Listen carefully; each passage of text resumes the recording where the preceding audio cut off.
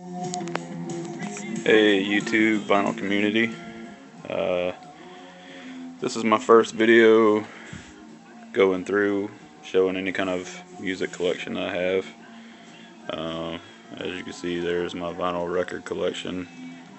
I'm listening to a little bit of the SST compilation, Blasting Concept. This right now playing is St. Vitus. A lot of good stuff on here. St. Vitus, Black Flag, not the metal band Overkill, but the other Overkill. Meat Puppets, Minutemen, Husker Du. A lot of good stuff on here. Anyway, this is my vinyl section here. This top row all the way to here is my classic rock and roll bass stuff. This here is my Third Man Records vault collection.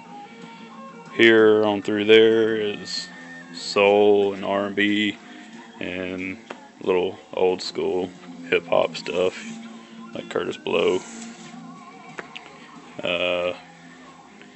This section through here, all across there, is hard rock, heavy metal, thrash metal, death metal, all that sort of stuff. This through here is punk and hardcore. Down here on the bottom, down to this section, is all old country. No new country. I can't stand new country. And this section here is surf and surf related stuff, like Beach Boys, Jan and Dean is the surf related, and then of course Ventures and whatnot. And then the last section over here, this is miscellaneous stuff. This is like soundtracks, what jazz I do have. I don't have very much jazz. And comedy records. And then that last little pile is all Irish music and Celtic music. Over here we have, this is my Beatles section, and of course the Beatles Record Store Day 7-inch singles box set. I'm not planning on opening that, so we'll see. And this section right here is all Elvis. Over here we got what 10 inches I do have, and then all the white boxes are my 45s. So on to the video here. The main reason why I made this is yesterday I went to 2 antique stores that's been open fairly recent. One's an antique store, one's an antique mall, but I actually found some decent stuff and was kind of excited to show it. And everything was cheap. Well, to me it was cheap. Anyway, I'll start out. We have this Heart European Tour Edition picture disc. I'm not a real fan of this era of Heart. I like their older stuff, but for $2, and it's, I'm assuming, an import, so I figured it was a good buy. Phil Ochs, Pleasures of the Harbor, for anybody who's like a fan of Dylan-esque type stuff. Phil Ochs is good. I got that for $2. Marvin Gaye, Let's Get It On. That's a good album to get. That was $3. The Fifth Dimension Stone Soul Picnic. I like some of Fifth Dimension stuff, and I've not heard a lot off this album, but for $1 I was giving it a shot. This I had to get. I mean,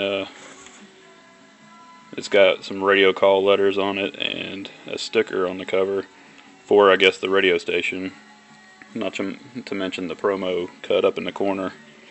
But anytime I find anything hardcore or punk in an antique store, and especially when it's $2, I have to buy it just because it's a hardcore or punk vinyl in an antique store, and it's shocking to me. So I have to buy it, and to me it feels like I'm rescuing it. But I mean, it's sick of it all, so it's good stuff. We got the Straubs Ghost record. It's not in all that great a shape. The vinyl itself's good, but the cover, it's got ring wear, some seam split, but it was $1. Raspberries, fresh. This band's good. I like them. It's the gatefold. Actually, just kidding. It's not a gatefold. That's where the seam split is. Haha. Anyway, but that was $2. This band is the gatefold. I don't know a whole lot about C-Train. The Marblehead Messenger. I don't know anything about them actually, but it's the gatefold. The lady rung me up wrong, so I believe I actually got this for free. Because all she was charging me was the $1 and $2 records, and when I got back and looked at the receipt, there was no $3 records on there from this particular store, and this one was a $3 record according to the price tag. But I got it for free, so I'm gonna give it a shot and see what it's like. The Mercy, not anything great, but for $1, I'll give it a shot. I took a chance on this. I don't know anything about it, or I didn't when I bought it. I'm assuming they're called 2 Generation, or maybe it's called Generation, and this is their second album. I don't know. But We Call It Grass, based on the pictures, I was hoping it was going to be like some 60s like folk stuff, and I figured We Call It Grass is going to be like some weed related references or something. I don't know. But I hoped it was going to be something worthwhile, but it actually just turned up being some pretty poorly done bluegrass. This band, I didn't know anything about them either. I still don't. Silver. I got it for $1. I figured it's the 70s. They had long hair. It didn't look disco, so I was kind of excited about it. And I'm not happy with it. It's just your run-of-the-mill, everyday radio play sounding soft. Not soft rock, but softer than I like. And speaking of disco, Discotheques and the Sexalettes. I'm disappointed with this. I didn't know what it was, so I was giving it a shot. I was hoping for some like blowfly, like vulgar disco sounding stuff with it having sexalettes and maybe crazy pimp looking outfits. But it really just sucks. It's just some live sounding disco wannabe stuff. I'm not a fan of disco, and so I'm not a fan of that. Okay, that was the first antique store I went to, and all these, the most I paid for any of these was $2. So this was the next antique store I went to, and this is the album that actually caught my attention. I went through the entire store kind of disappointed because I couldn't find any records in this whole antique store. And right when I was about to walk out the door, he was like, I saw that out of the corner of my eye there was a rack that had a few records on it, and this happened to be what was on the front of that rack. It's the Fire cover. Everybody who collects vinyl knows this is the one to get of Lynyrd Skynyrd. And it was in good shape. The vinyl's in good shape. The gatefold is okay shape, but for the price I paid for it, $5. This guy's a new antique store, just opened, and didn't have all his stuff out there. But as he saw me looking through the vinyl, he was like, "Oh, I got this whole crate here if you want to go through them." I haven't really went through them, so this was on the rack. I got that for $5. As I was going through the box he had, I found the Beatles Love Songs gatefold. It's got some ring wear. And I can tell it's got a few little bends, almost like it's been in some moisture. But and it doesn't have the booklet with it. But still, $3. Frank Zappa, Sleep Dirt. Not one of the better albums, but got it for $3. This one I was happy to find. Mothers of Invention. I was excited when I got this one. He wanted $5 for this one just because it was a gatefold. The Beatles was a gatefold. He charged me $3 for that. I don't know his logic, but whatever. Found this one also in the box. Pink Floyd. I know I'm gonna mess the name up. Umagama, I don't know. Either way, it's not the one with the photographed album down on the bottom that makes it worth more. It's just a blank white square. But still, $5 for that one. He sold this one to me for $3 because I kind of convinced him that the cover was a little beat up, so he lowered the price on that. But no dice, Badfinger.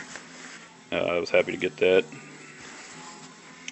Also, Badfinger, straight up, $3. Gary Lewis and the Playboy, She's Just My Style, $3. I was happy for that. Aerosmith featuring Dream On. So it's not the other good cover, good title of it with the orange cover and everything, but still, it's classic Aerosmith. You're not gonna go wrong with it. Cover's beat up and stuff, but $3, I was happy. This I took a chance on. Bread and Roses Festival of Acoustic Music at the Greek Theater in Berkeley. I bought it because it had Country Joe McDonald on it. I like Country Joe and the Fish, so I figured I'd give it a shot.